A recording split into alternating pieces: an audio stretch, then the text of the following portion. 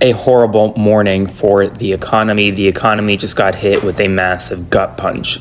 In July, the United States economy lost 23,000 jobs. For perspective, economists predicted that the economy would gain 85,000 jobs. That's a 100,000 job delta right there. It is the third biggest month for job losses since 2020. The unemployment rate actually somehow fell to 4.1%, but not just that. The June job market was revised down another 37,000 jobs. Economists are calling these numbers a, quote, big kick in the guts, because we are actively losing jobs in a stagnant economy. Americans can't get a job, let alone a good paying job. And the jobs that are open and that are hiring right now, you have hundreds and hundreds, sometimes thousands of applicants for one role. Good luck. My buddy works in Dallas, Texas, and he works for a bank. And he said to me, Drayton, we have so many houses that we could close in foreclosure that we're not, because we don't know what to do. We literally have thousands and thousands and thousands of homes we could close on tomorrow. We could foreclose tomorrow. There are some people that haven't made a payment in over a year. He goes, thousands of people haven't made a payment in 6 months. But the bank doesn't know what to do. The bank's like, if we close on all of them, we put the people out, we don't have people to put in the houses. So now we have empty houses. So banks don't know what to do. That's how bad it is just in the Dallas area. I'm not talking San Antonio, Austin. I'm talking about just the Dallas-Fort Worth area. Thousands of homes that are way behind on payments haven't been made in over a year. And the banks are not foreclosing yet because they simply don't know what to do. They have so many that they don't have a plan on what to do if all those thousands of houses were empty. That's how bad it's getting. And this is just the beginning, because sooner or later you got to get the people out of these houses. And this is going to cause a calamity, and it's literally a ticking time bomb. When does it go off? This month? Next month? 6 months from now? I don't know, but I can promise you this is the same situation in Georgia, Tennessee, Florida. Yeah, it's going to get really, really bad. I worked at Walmart home office in Bentonville, Arkansas for about 9 years as a vendor. And one of the things I learned was, when you see this in a Walmart, this is not good. This is called a restack. And what this means is times are not well in Walmart right now. So what they're doing is they're changing the sizes of the aisles. They're reducing their stock. And people kind of really won't notice it much because they were only moving it like a foot in every area. But what this means is Walmart is sucking wind. And they're doing this because of the tariffs. When Walmart suffers,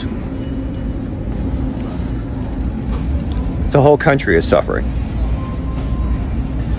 FYI. The economy is very bad right now, in case you didn't know. Okay, I've had enough. I'm pissed the off. So tell me how I can go stand on the White House lawn or wherever I need to stand to tell them that Big Pharma can kiss my ass, along with, I'm sure, a lot of y'all's asses too. So I've been on a medication for 4.5 months. It has done nothing but reap positive benefits in my life. I get it compounded because of Big Pharma. I paid $220 out of pocket to have it delivered quite literally to my front door, because the compounded pharmacy is like, 4 hours from my house.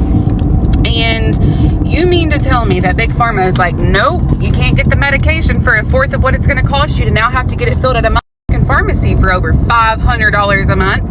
Or you mean to tell me that someone I really love and would hate to see something happen to is a type 1 diabetic, and their medication is either number one, not on the shelf, or number two, their $500 a month premium and insurance doesn't cover the medicine, but they have been for the last 12 months, and when this quite literally is a life-saving medication for this person?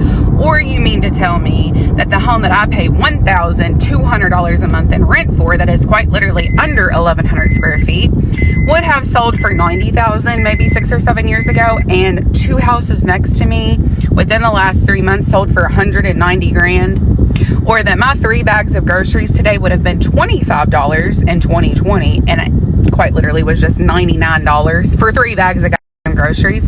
Or my 2010 Honda Accord being $55 to fill up, and just, I don't know, 18 months ago, 2 years ago, it would have been $30?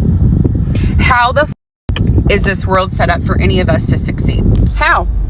And I would almost venture to say, for the area that I live in, I probably make well over what your average person is making, especially for a single income household. And I'm over here struggling. I mean, we got the thrifted dress on, which no tea, no shade, because I love to thrift, but like, I'm just thoroughly pissed the off. Just a word from your local pharmacist that a lot of medications are on back order right now. A lot of medications have been recalled, so please be patient with your pharmacy. I promise you they're trying to work through the situation and are as frustrated as you are. If you're a working class or middle class American, I truly hope from the bottom of my heart you are paying attention to what's happening right now. What we are about to experience over the next 3 years and what's been happening since 2020 will never happen again in our living history. And the fact is, most people are paying attention to the wrong thing. They're fighting left and right. And remember, the left and right, the divide is for us, not for them. Billionaires aren't fighting back and forth. Since 1971, we detached from the gold standard. The wealth gap has become absolutely massive. Our productivity has increased and our wages have not kept up. Assets have skyrocketed, the wealthy have gotten wealthier, and the working class have moved down to the working poor. And this is about to become much worse. Money does not move down. They make you think that. Money moves up. Money is just energy. It's just vibration. There's no real money in the system. And this is not our grandparents' and parents' economy. When our grandparents and parents were growing up and when they went into the economy, we had a positive debt-to-income ratio. The same levers that they pulled back then will not work now. The reason why is around the world we have a global debt crisis, we have overvalued stock markets, and basically everything running through the system is fake. It's just debt, it's just credit.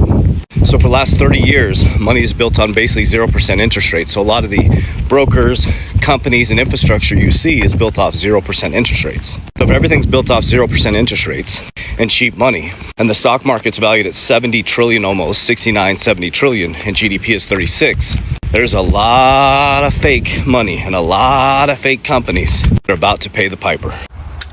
All right, well, I'm back for some more bullshit and my opinion, and you know, for whoever who wants to hear it. Anyway, it's another rant of mine. But I've been watching a lot of stuff on TikTok and Facebook and whatever, and I've noticed people are getting very angry. Mentally unstable people. This economy is making people do things that they're never been doing before. And it's getting kind of scary. And the anger that I feel sometimes, and just the way I feel, I literally hate everything and everyone sometimes, and I'm just like, I don't know if anyone else feels like this, but holy shit, man. You know, if you're not a millionaire or a billionaire, you really don't mean shit in this world right now. I gotta be honest. Those rich are the only people who they really care about right now. So I hope you guys all know that. And if you don't know that, anyway, you know where I'm going with that. But you're going to see a lot of f***ed up shit going on here. The anger's coming out, people, and it's only going to get worse. These f***ing people need to figure this out. We need to figure something out as the people. There's a lot of us on here, and there's a lot of people in the world. We need to figure out how to fix this f***ing situation that we're in, because we are all in big trouble. Hey y'all, I debated on whether or not I was going to make this video, but I'm going to go ahead because at some point you have to draw a line. So I got hired at a bank. I'm not going to name the bank because the people that work at that branch are very, very friendly. But while I was sitting there this morning doing my onboarding, there was a lady come in and wanted to withdraw $5,000 from her account. And she stated, I'm going to buy a car, you know, I need to get $5,000 out of my checking.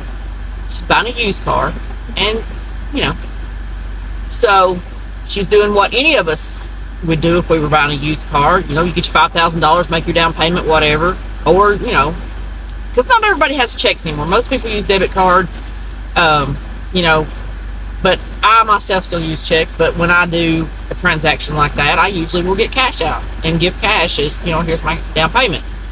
So anyway, she comes in and she says, hey, she says, I need to get $5,000 out of my account. I'm going to get a car. And the clerk looks at her and says, I don't have $5,000 to give you. We'll have to order that and you'll have to come back tomorrow. Now I'm sitting over here doing my own board and I'm like, what did they just say? So I'm listening. Now I'm like really listening. And she's like, well, I'm trying to get my car and I need my $5,000 for my down payment. And they were like, well, we'll have to order your money and you'll have to come back tomorrow, or you can try another branch. And she said, well, I just left such and such branch. And she said they didn't have it either. Y'all, when I tell you that if I walked into my bank and asked for $5,000 and they told me to come back tomorrow, the absolute shitstorm that would happen, I would probably end up in jail. Because I'm about to get, my daddy's last name's about to come out. This woman was like, oh, okay, well, I'll just try another branch. Oh, hell no. No, honey, that ain't the way we're doing this. My money, you have my money, and I come in here needing my money, you're going to give me my money. Because if you don't give me my money, I'm closing every account I have at this bank. I'm closing my loans out. I'm closing everything out. That is my money, and you're going to give it to me. I don't know what's going on with some of these banks, but I'm telling you now, you should test your bank before you deal with them. Because I've went into my bank and done that. I went in and asked for $10,000, and they counted me out $10,000. They didn't even ask me what I was using my money for, and I didn't tell them. It was none of their business. So, all of you that are all for this cashless society, using your debit card everywhere you go, you better think twice. Because when they control your money, they control whether you eat or not, and then they control you. So if you don't have a job these days, chances are you're not going to find one at all. And here, let me explain this to you so you can understand this. Every resume, every application that you fill out is now looked at by AI. There is no more human beings looking at your resume. And if you are making a resume and it goes into the AI, guess what? You are now pigeonholed, which means that whatever is on that resume, you'll never be able to change it. Because as soon as you change it, you come up as a flagged impersonator, right? Even if you do have the experience. So in order to get around this, you're going to have to open up your own business. You're going to have to work for yourself. You're going to have to bring value in other ways other than giving it to your boss. Because at the end of the day, if you are looking for a job and you can't find one, you will never be employable again. And there you have it. While the stock market hit an all-time high today, a report also came out today that 63% of Americans are living paycheck to paycheck. Also today, Polymarket Money posted that U.S. wages and salaries fell to 43% of the gross domestic income. That is the lowest since they started recording the data since 1929. And just 3 days ago, the Spectator Index posted some alarming rising in percentages of cost of the very things that we consume just since January. Let's work through it. Rice, 45%, cotton, 27%, wheat, 25%, and wool, 21%. Rubber's up 20%, and cheese is up 16%. Tea is up 15%, and lumber up 14%, but yet they tell you that the housing demand is crushed. Man, the economy's so bad. If you got like $10,000 in your savings right now, that's like having $100K. In terms of if you living frugally and you living below your means, you ain't out trying to blow it because you know you got it. 10K with a job now, you maintain it, that's your savings. Bro, that's like $100K. In terms of importance of how important money is right now. A lot of folks gonna come in and say, no, bro, $100K is really like $10K. No, 10K holds the same value as $100K right now. If you living frugally and you got your own everything, you paying your bills, you got your job or your career, you maintain it. That's a good savings for right now. But you can't lose a job for 2 to 3 months though. You lose a job for 2 or 3 months, you over with. You're going back down to 3K off the rip. So don't try to come in these comments talking about 100K is really 10K, bro. No. I'm talking about the level of importance, and I'm talking about for the average person. I'm not talking about y'all dudes that got a lot of money for real, which is cool. That's good if you got a lot of money. We talking about the average American, bro. The average American, they got 10K right now. That's like 100K, bro. Off the rip. I don't care what nobody say. Can I just rant like real quick? I promise it's quick. I just need to know why every single coffee shop that I've been to this past like 2 weeks, I'm externing right now, so I don't have my Nespresso luxury at home. So I've been literally trying out new coffee shops within the area, and they're all minimum $8. Like when I was working as a server back in like 2019, I could get a whole ass meal at Chipotle for $8, like with chicken.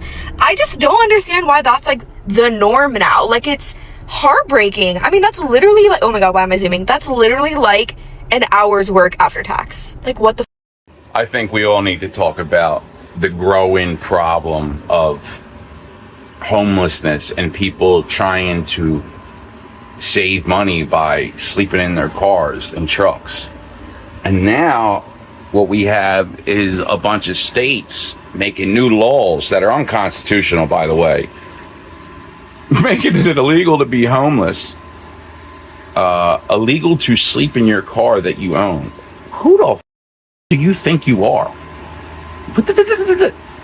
Illegal to sleep in the car or truck that I bought, that I own, that I put insurance on for just in case, that I register, all that bull inspection, everything you fucking make me do just to have one vehicle. And now you're gonna tell me that I can't rest in my vehicle? You're gonna tell me if I'm allowed to be homeless in your country, or I thought it was my country? I don't fucking know. I'm getting really fucking confused over here. Princess, look out the window. And welcome to Genovia. We can't afford to live.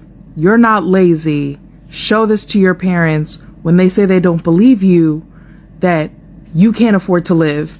The National Low Income Housing Coalition just published their Out of Reach report that shows you exactly how much you would need to make to afford an average 2-bedroom rental. Not even talk about homes, not talk about buying homes, affording a 2-bedroom rental home, how much you would need to make per hour. In 0 states in the United States of America, can you afford a 2-bedroom rental home on $725?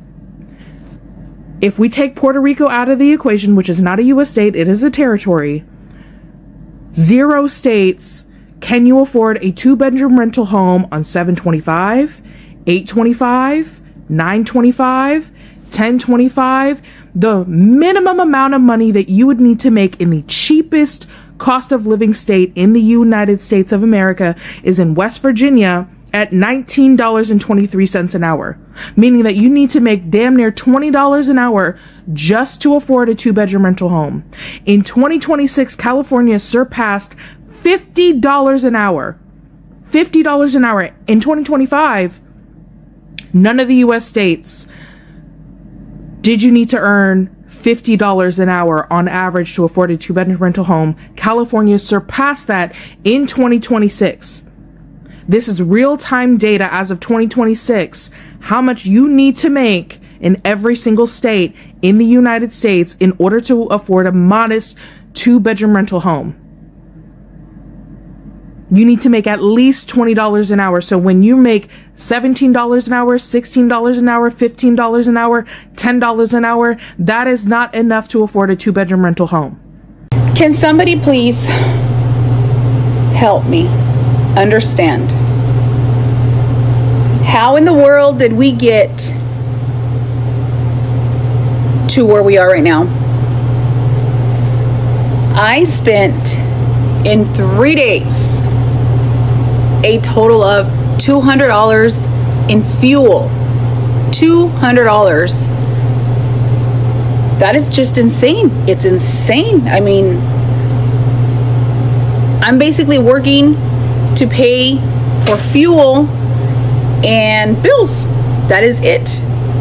I mean, if I don't put fuel, I can't get to work. And if I don't work, I don't have money. But I mean, who in the world is going to be able to afford? I mean, honestly, we're not living. We are not living right now. We are surviving. I mean, we are in survival mode right now with the way everything is. I mean, that's $200 that I had to take away from maybe groceries, or I don't know. It's insane. I mean, somebody please help me understand. How did we get to this? How are you making it on one income? I am a 45-year-old mom who got the degree, got the job, got the steady paycheck. My husband finally, for the first time in all of our years of marriage, has a steady job, a steady paycheck, but we still weren't making ends meet. How are you doing it? How are you doing it without a side hustle? Because I legit want to know. Gas, groceries, insurance, utilities, everything is up. How are you doing it and doing anything extra without bringing in an extra income? Unless you have some 6-figure high-paying job. As a normal family, how are you making ends meet? Tell me, how are you making it on one income? I am a 45-year-old mom who got the degree, got the job, got the steady paycheck. My husband finally, for the first time in all of our years of marriage, has a steady job, a steady paycheck, but we still weren't making ends meet. How are you doing it? How are you doing it without a side hustle? Because I legit want to know. Gas, groceries, insurance, utilities, everything is up. How are you doing it and doing anything extra without bringing in an extra income? Unless you have some 6-figure high-paying job. As a normal family, how are you making ends meet? It's hard to explain this to a parent, but like I just got a FaceTime with my dad and I was trying to express to him that like I'm happy and healthy and very blessed, but that doesn't mean I'm not extremely worried and confused about what the future holds. And I feel like these are obviously normal like growing pains, but mine aren't growing pains because of like things I'm going through. Mine are growing pains because of the literal circumstances of the society that we live in. And it just feels like, what are we working towards a lot of the times, or pretty much all the time these days, with like AI and, you know, the dating situation where like there are no men out there for any women. So like families are not going to be like, I don't know, I won't get into all that, but like, it just feels like nothing right now. Like the way that our parents grew up and they had this like, you know, future planned for them as long as they took those steps. Like obviously we just don't have that anymore. And I don't know, sometimes I get off FaceTime and I was like, should I have held back a little? Should I have just said, oh, I'm good? I don't know. It's hard to explain this to a parent, but like I just got off FaceTime with my dad and I was trying to express to him that like I'm happy and healthy and very blessed, but that doesn't mean I'm not extremely worried and confused about what the future holds. And I feel like these are obviously normal like growing pains, but mine aren't growing pains because of like things I'm going through. Mine are growing pains because of the literal circumstances of the society that we live in. And it just feels like, what are we working towards a lot of the times, or pretty much all the time these days, with like AI and, you know, the dating situation where like there are no men out there for any women. So like families are not going to be like, I don't know, I won't get into all that, but like, it just feels like nothing right now. Like the way that our parents grew up and they had this like, you know, future planned for them as long as they took those steps. Like obviously we just don't have that anymore. And I don't know, sometimes I get off FaceTime and I was like, should I have held back a little? Should I have just said, oh, I'm good? I don't know. So I just feel like with the price of everything right now, especially the rent prices, I was just looking at this post of a guy who was paying $900. No, I think he was paying like $800 or $900 for a one bedroom in 2019. And that same one bedroom apartment is now $1,700. And I just think that's ridiculous. And I'm trying to figure out what is the end goal here, especially with AI. What is the end goal? Are things just going to keep increasing until people cannot afford anything? Is it going to be time for some sort of uprising, some sort of fight against this? I don't know. Just interesting.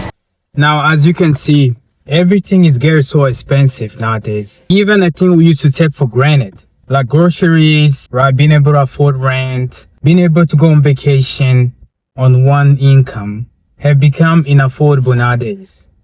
Not because people they are overspending, it is because the system it's slowly crumbling on everybody.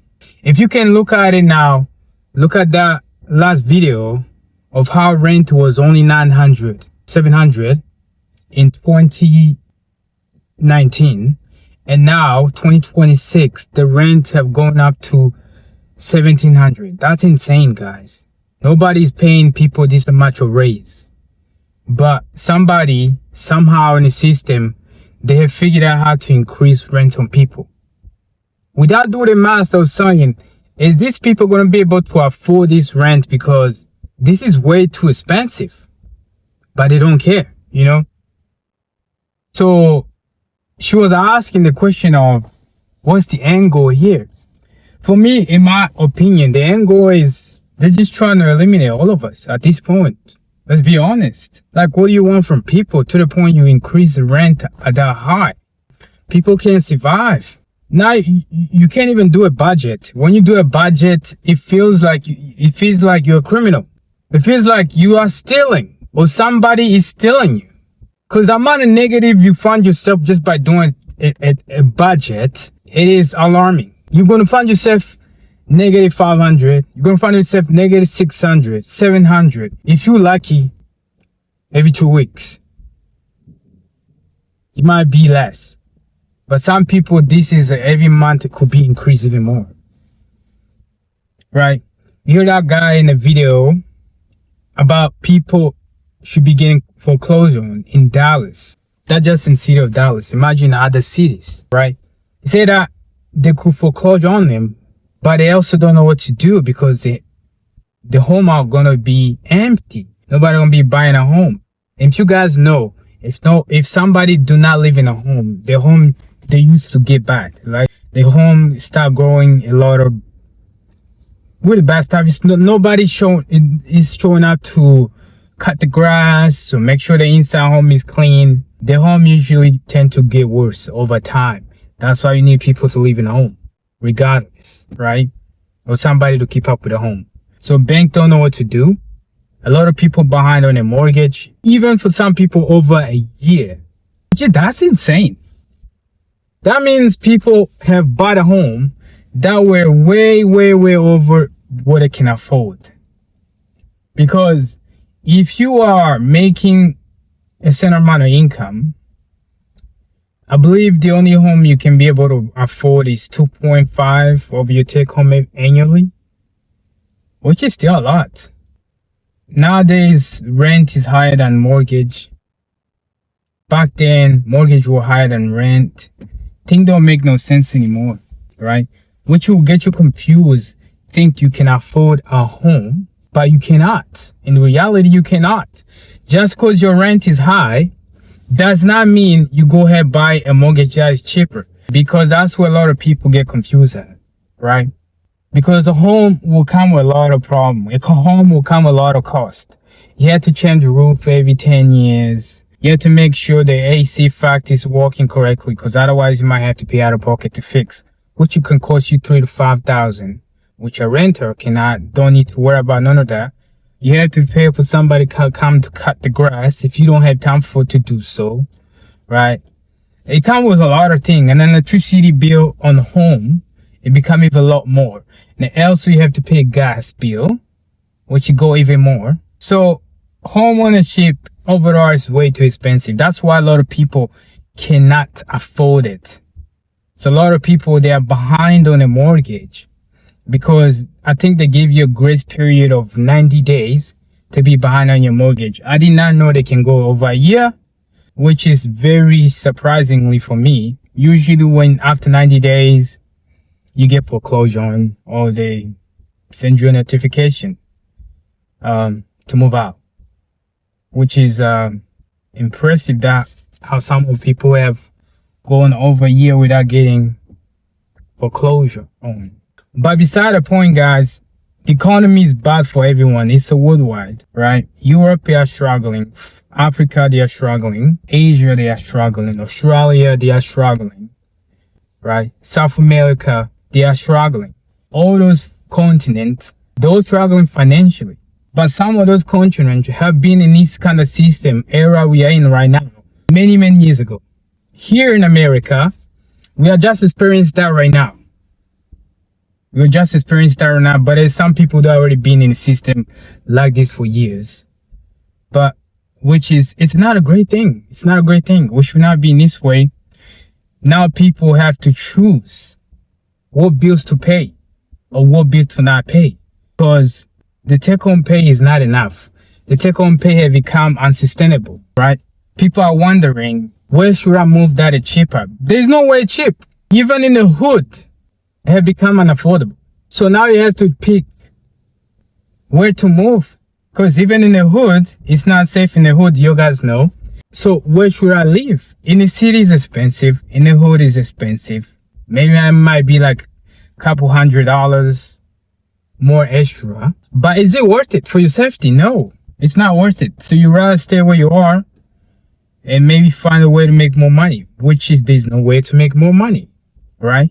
Content creator, we all know that they are struggling. I'm doing this for free right now, right? I'm making this video for free right now. Excuse me, but I've seen a video of content creator. They have been struggling financially as well. They can feel the pain, a lot of them.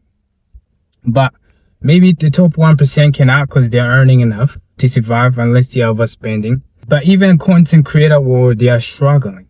So what are we supposed to do? Because now they're gonna come at the point of, who do we need to pay?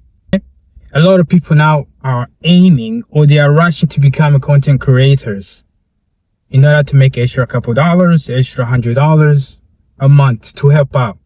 Right? But back then, people were not forced to do this. Everyone now are forced to do a content creation.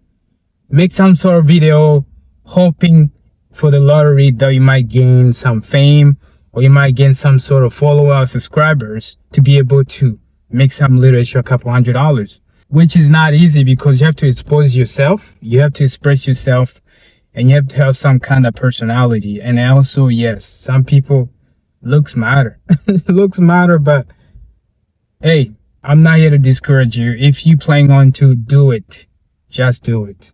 You know, because you never know, people might love your personality, and there's always a niche for everyone, right? But anyway, guys, I'll be talking for a while. Please like, subscribe to my channel, and I'll see you in the next one. Peace.